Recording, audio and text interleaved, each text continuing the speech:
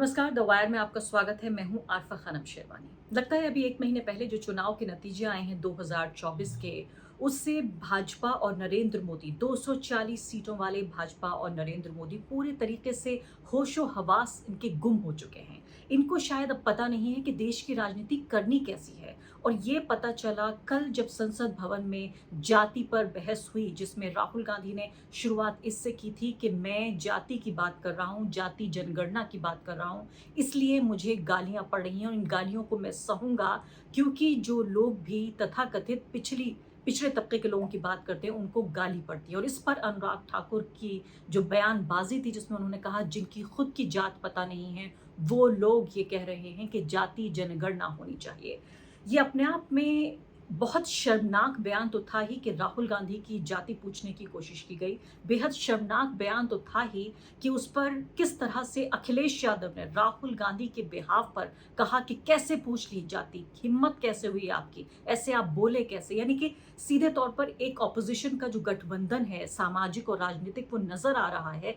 लेकिन यहाँ सवाल मैं ये पूछ रही हूँ, एक रात इस बात को गुजर चुकी है प्रधानमंत्री के उस एंडोर्समेंट को, जिसमें बाकायदा उन्होंने ट्वीट करके अनुराग ठाकुर के बयान को दिखाया और बताया कि इसको आप देखिए। मैं कुछ ही पलों में आपको दिखाऊंगी कि अखिलेश यादव और राहुल गांधी दोनों ने क्या कुछ कहा और अनुराग ठाकुर ने इसका कैसे जवाब दिया। लेकिन आज बहस का मौजू वो ये है कि क्या बीजेपी अब ये कह रही है कि आधिकारिक रूप से वो जातीय जनगणना के खिलाफ है, क्या वो कास्ट सेंसस के खिलाफ है, क्या वो राजनीतिक तौर पर ये खतरा मोल ले रही है कि देश की 50% से ज्यादा जो पिछड़ी आबादी है, और इसमें अगर हम दलित और आदिवासियों को मिला दें, अगर इसमें हम अल्पसंख्यकों को मिला दें, तो क्या वो 90% आबादी के खिलाफ दिख सकती है? क्या वो ये खतरा मोल ले रही है? इसलिए मैं कह रही हूं कि जो होशो हवास हैं वो इतने गुम हो चुके हैं, होशो हवास पूरी तरीके से फाख्ता हो चुके हैं कि अब बीजेपी और नरेंद्र मोदी, जिनको कहा जाता था कि वो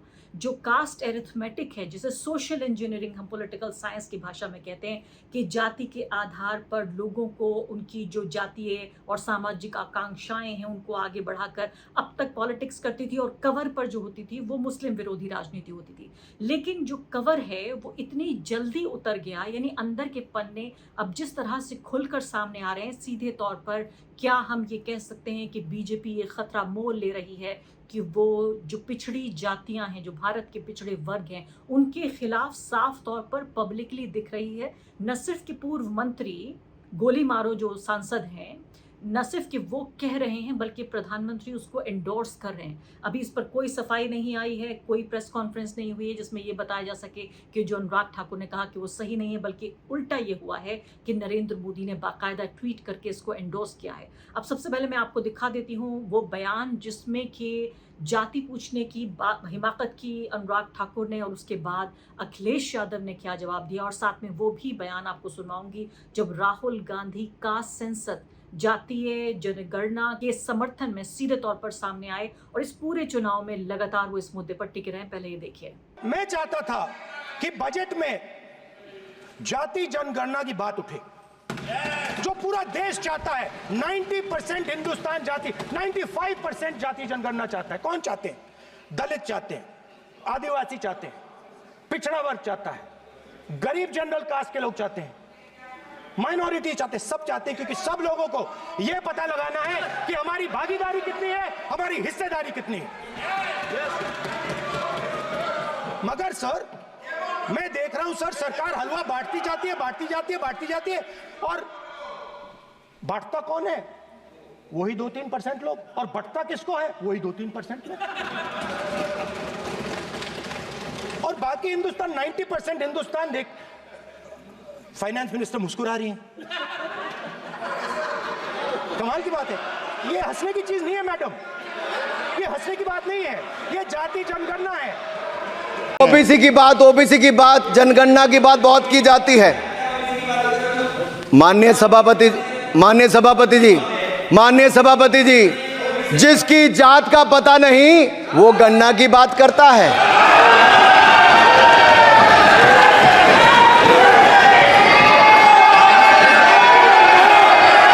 जिसकी जात का पता नहीं वो गणना की बात करता है। इनसे ये पूछना चाहता हूं, आपने जाति कैसे पूछ ली, ये बताइए बस। आप जाति कैसे पूछ सकते हैं? आप बताएं, जाति कैसे पूछ सकते हैं? आप पूछ के दिखाओ जाति तुम। आप जाति कैसे पूछोगे तुम? कैसे पूछोगे जाति? आपने ये पूरी बहस देखी, इससे साफ तौर पर जो खतरे के जो संकेत हैं वो सीधे तौर पर नजर आ रहे हैं और अपोजिशन की पॉलिटिक्स में कहूंगी बिल्कुल साफ हो चुकी है। बारिश आने के बाद जो आसमान बिल्कुल साफ हो जाता है, बिल्कुल वही नज़ारा अभी देखने को मिल रहा है। बारिश हो चुकी है, चुनाव के नतीजे हमारे सामने आ चुके हैं, नई सरकार बन चुकी है और सीधे तौर पे अब पता चल रहा है कि कौन कहाँ खड़ा है पॉलिटिक्स में। हिंदू मुस्लिम पॉलिटिक्स कुछ देर के लिए ऐसा लगता है कि उसने बैक सीट ले ली है और सीधे तौर पर ऑपोजिशन अब क्लियर तरीके से, साफ तरीके से देख पा रहा है कि उसे कैसी राजनीति करनी है, इसके क्या मायने हैं, इसका राजनीतिक खतरा क्या हो सकता है। ये सब जानने के लिए हमारे साथ एक खास मेहमान मौजूद है। हमारे साथ इस वक्त मौजूद हैं प्रोफेसर लक्ष्मण यादव, जिनसे बातचीत करते हैं और समझने की कोशिश करते हैं कि जो राजनीतिक कीमत है क्या वो चुकाने को तैयार है भाजपा, मोदी और पूरी आरएसएस। प्रोफेसर लक्ष्मण यादव, मैंने देखा कि इस पर तो टिप्पणीकार और पत्रकार बहुत चर्चा कर रहे हैं कि भाई ये तहजीब के खिलाफ है, ये अपमान किया गया है राहुल गांधी का, अखिलेश यादव का, लेकिन इस पर कोई बात नहीं कर रहा कि जो बहुत ही मैं कहूंगी गहरी राजनीतिक साजिश और कीमत जो दिख रही है इसकी, क्या इसके लिए नरेंद्र मोदी, बीजेपी तैयार है? आपने जब आप सुन रहे थे ये पूरे वार्तालाप को, जो ये पूरा एक्सचेंज हो रहा था, अनुराग ठाकुर जो कह रहे थे कि जात बताइए अपनी, राहुल गांधी के लिए उस पर अखिलेश यादव ये कहते हैं कि आपने जात कैसे पूछी, या मैं हिंदी में कहूँ तो आपने जात कैसे पूछी। इस तरह की जब बातें हो रही थी तो सिर्फ ये तहजीब के खिलाफ है, इसके पीछे की जो गहरी राजनीति है उसको आप देख पा रहे हैं और आपके जैसे लोग देख पा रहे हैं? निश्चित रूप से ये बहुत सामान्य वाक्य भी नहीं है जो संसद में बोला गया, और इसके पीछे की हजारों साल की एक संरचना चली आ रही है। जाति वो व्यवस्था है इस देश की गैर बराबरी की बुनियाद में है। दुनिया के कई मुल्कों में गैर बराबरी है, उसकी उसकी वजहें, उसके आधार अलग अलग होते हैं। इस देश ने आर्थिक गैर बराबरी, सामाजिक प्रतिष्ठा, सम्मान, बुनियादी सरोकार जो इंसान होने के हैं उससे वंचित रखने के लिए एक टूल बनाया, वो है जाति व्यवस्था। और हजारों साल से इसी देश में जाति व्यवस्था के खिलाफ आंदोलन होते रहे। बड़े बड़े विचारक आए जिन्होंने जाति व्यवस्था को नकारा। इसलिए जब कोई सदन में खड़ा होकर के बीजेपी का सांसद एक वाक्य बोले तो उसके एक सामान्य निहितार्थ नहीं होते। राहुल गांधी अगर ये कहें कि हम चाहते हैं कि हम जानना चाहते हैं कि 2-2.5% लोग 2-2.5% लोगों को ही हलवा बांटें और वही 2-2.5% लोग खाएं, और उस पर वित्त मंत्री हंसते हुए माथा पकड़े, ये एक सामान्य बॉडी लैंग्वेज नहीं है। यही इस देश की बौद्धिक विमर्श में रहा। विमर्श करने वाला तबका लंबे समय तक उसी मुट्ठी भर लोगों के कब्जे में रहा जिनको इस जाति व्यवस्था का फायदा मिला। आजादी के पहले अलग अलग संस्थानों में और आजादी के बाद जो भी बौद्धिक संस्थान है उस पर वही 2.5-3%, 4% लोग काबिज रहे। इसलिए जब भी एंटी कास्ट मूवमेंट की बात होती है तो उस पर वो ऐसे ही हंसते रहे कि अच्छा हर जगह जाति पूछेंगे क्या। कबीर का दोहा बहुत लोगों को याद आ रहा है कि जाति न पूछो साध की, पूछ लीजिए ज्ञान, और मोल करो तलवार का, पड़े रहन दो म्यान। क्या वाकई इस देश के लोगों ने तलवार की मोल की, या वो म्यान ही देखते रहे कि हमारी बिरादरी के हैं तो हम इनको प्रोफेसर बनाएंगे, हमारी बिरादरी के हैं तो ये वाइस चांसलर बनेंगे? क्या इस देश में यही नहीं होता रहा?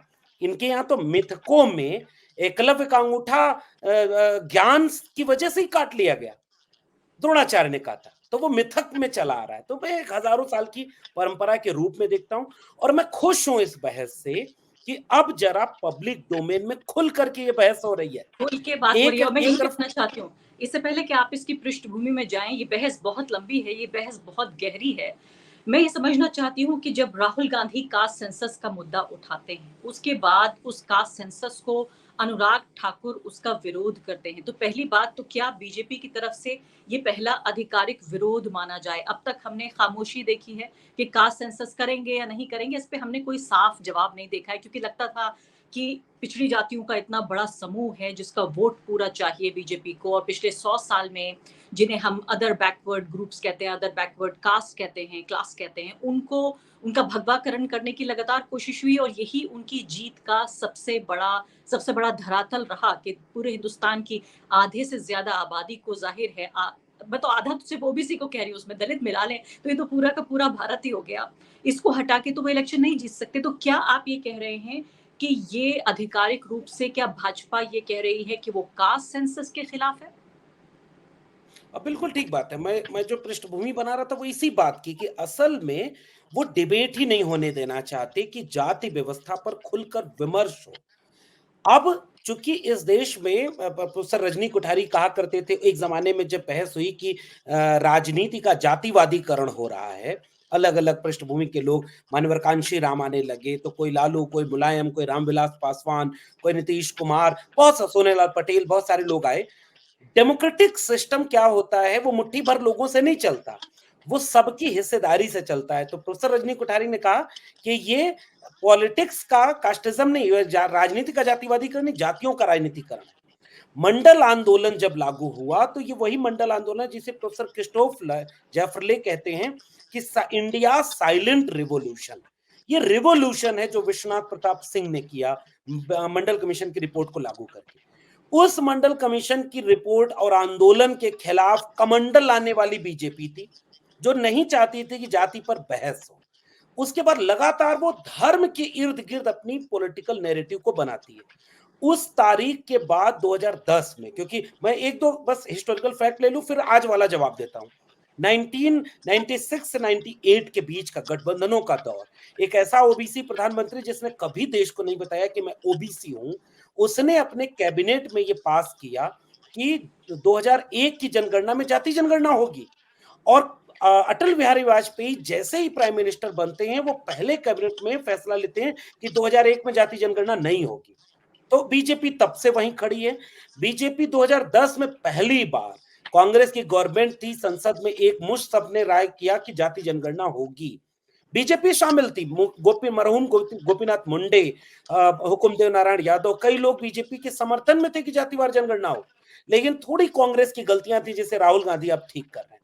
2023-24 का भारत, जिसमें वो राहुल गांधी जो जवाहरलाल नेहरू आरक्षण के विरोधी थे कि नहीं इंदिरा गांधी जात पे न पात पे मुहर लगेगी हाथ पे, वो की हो, राजीव गांधी मंडल कमीशन का विरोध किए हो, या 2010 में कांग्रेस ने कोई चालाकी की हो, राहुल गांधी ने अपने अतीत की गलतियों से सीख लेते हुए आज देश में जातिवार जनगणना हो, इसकी सबसे मुखर आवाज बन गए ना भाई। पॉलिटिक्स बदली है, नैरेटिव बदल दिया राहुल गांधी ने। समाजवादी पार्टी के अखिलेश यादव पूरी बुनियादी सामाजिक न्याय की राजनीति पर है। मुलायम सिंह यादव जी सांप्रदायिकता की राजनीति के सामने भी खड़े रहे और जातिवार जनगणना के पक्ष में खड़े रहे। ये लोग तो लड़ाई लड़ने वाले मंडल के दौर के लोग हैं। अखिलेश यादव उस पॉलिटिक्स को आगे बढ़ा रहे हैं। अनुराग ठाकुर ने इतना, या तो ये सोची समझी साजिश है जहां से आपका सवाल शुरू हुआ था, क्या बीजेपी को पता नहीं है कि जब जाति पर बहस होगी तो उसका पॉलिटिकल नैरेटिव कोलैप्स करेगा, क्योंकि वो उसको मुसलमान के रूप में एक सो कॉल्ड विदेशी दुश्मन हिंदुओं को नहीं प्रोवाइड कराएगा जहां वो सब गोलबंद हो जाए। ये सवाल पूछेगा कि जिसे आप हिंदू कहते हैं उसी के भीतर तमाम दलित, पिछड़े, आदिवासी कह रहे हैं कि उनके हिस्से का हक कोई और छीन रहा है। तो जब अनुराग ठाकुर ने कहा कि वो लोग जाति, जिनकी जाति का पता नहीं, वो लोग गणना करने की बात करते हैं, तो असल में ये एंटी कास्ट मूवमेंट, मैं दो अर्थों में से देखता हूं। उस एंटी कास्ट मूवमेंट के ऊपर तमाचा है बीजेपी की तरफ से। डॉक्टर राम मनोहर लोहिया कहते थे जाति तोड़ो और रोटी बेटी का संबंध बनाओ। बाबा साहब अंबेडकर एनिहिलेशन ऑफ कास्ट किताब में जाति तोड़ने के और जाति खत्म करने के जो सूत्र बताते हैं उसमें इंटरकास्ट मैरिजेस को बताते हैं। क्या इस देश में हिंदुओं को बीजेपी बताएगी कि जो कहती है कि धर्मांतरण करके घर वापसी करेंगे तो ये इंटरनल डिस्कोर्स है, बीजेपी इस डिस्कोर्स से परेशान होगी। तो मेरा आकलन यह है कि अनुराग ठाकुर के बयान को निश्चित रूप से वही बयान माना जाना चाहिए कि एक ओबीसी प्रधानमंत्री जातिवार जनगणना का विरोधी है। आज की तारीख में बीजेपी जातिवार जनगणना की विरोधी है, उसके बयान के रूप में अनुराग ठाकुर के बयान को देखना चाहिए। पॉइंट नंबर 2, कि बीजेपी वो पार्टी है जिसने प्रधानमंत्री ने अपनी जाति बताई, राष्ट्रपति की जाति प्रेस कॉन्फ्रेंस करके बताई गई, और जब ये मांगा जा रहा है कि प्रोफेसर, डॉक्टर, इंजीनियर, वकील, ब्यूरोक्रेट सबकी जातियां पता होनी चाहिए ताकि पता चले कौन पीछे रह गया, तो बीजेपी इसके खिलाफ खड़ी है।